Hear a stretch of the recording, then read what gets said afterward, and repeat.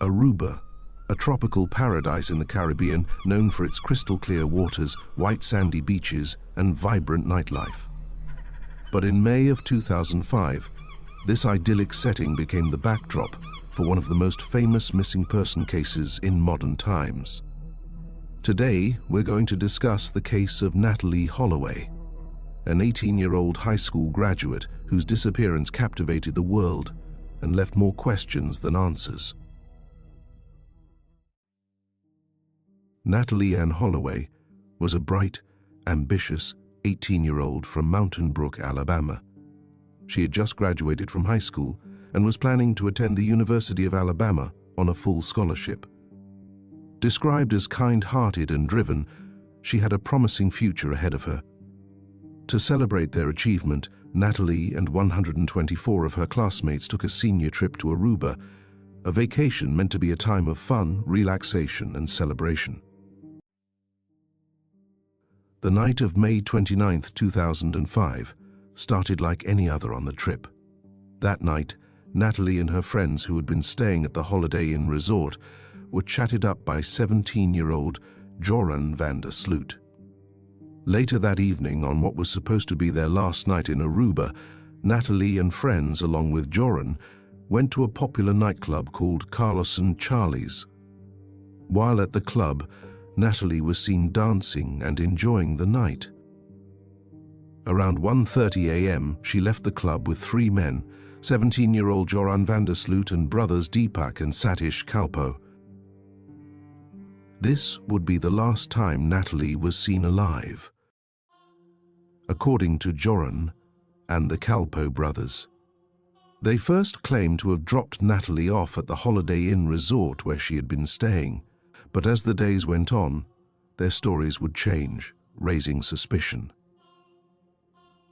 When Natalee failed to show up for her flight home the next day, panic set in. Her parents, Beth and Dave Holloway, immediately flew to Aruba to search for their daughter.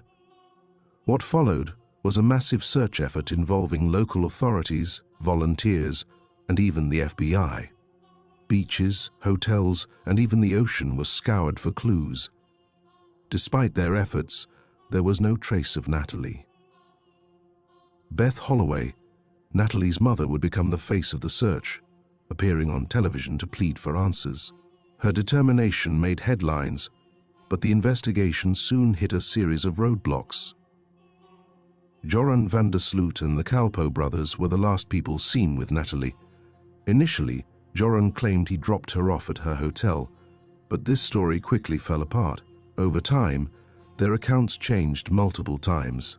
They would later claim that they dropped Natalee off at a beach nearby, insisting they left her there to walk home. Joran's behavior in particular raised red flags. Despite his arrest and interrogation, he was released due to lack of evidence. Without a body or concrete proof, authorities struggled to build a case. The case sparked outrage and media frenzy, with people around the world demanding answers. But the lack of physical evidence made it nearly impossible to bring charges against anyone. In May of 2010, Sloot would try to extort Natalee's family of $250,000, promising information about her whereabouts in exchange for money. John Q. Kelly, a lawyer for the Holloway family, met with Sloot with $10,000, promising the rest at a later date. Sloot would lead Kelly to a house and state she was buried by his father in the house's foundation. Later, Sloot would admit that he was lying and flee to Peru. An indictment is later filed charging Sloot with extortion and wire fraud. Many years would go by following Natalee's disappearance. Developments wouldn't emerge until May 30th, 2010, 5 years to the day of the disappearance of Natalee. Joran Sloot, the prime suspect in Natalee's disappearance, was arrested for the murder of Stephanie Flores in Lima, Peru. Sloot is later caught in a taxi and taken back to Lima and held in a high-security prison. Sloot would plead guilty, and prosecutors would contend that the motive for this murder was to rob Flores of casino winnings. On January 13, 2012, Joran van der Sloot is sentenced to 28 years in a Peruvian prison. The Peruvian government would go on to state they would not be allowing extradition of Joran van der Sloot to the United States, at least not yet. More than 10 years later, on May 10, 2023, the Peruvian government reverses their decision and allows for a request for temporary surrender, allowing for temporary extradition of van der Sloot to the United States to face his pending charges.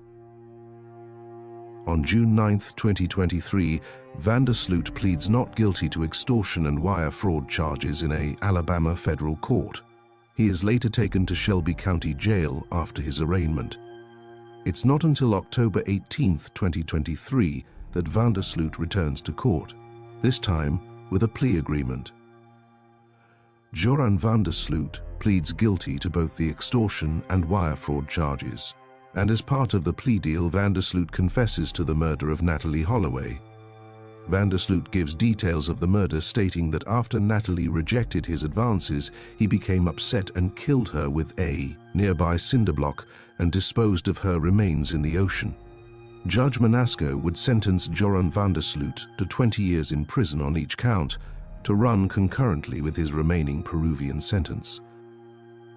Van der Sloot would speak at his sentencing, stating, "I would like to take this chance to apologize to the Holloway family, to apologize to my own family, to say I hope that the statement I provided brings some kind of closure to everyone involved." Van der Sloot said, "I am no longer that person I was back then." Joran van der Sloot was returned to Lima, Peru to finish his sentence. The day after van der Sloot's guilty plea, prosecutors in Aruba asked the United States Department of Justice to send them records from its investigation. Spokeswoman Angela said prosecutors in Aruba wished to review DOJ records before deciding on the procedural steps to be taken.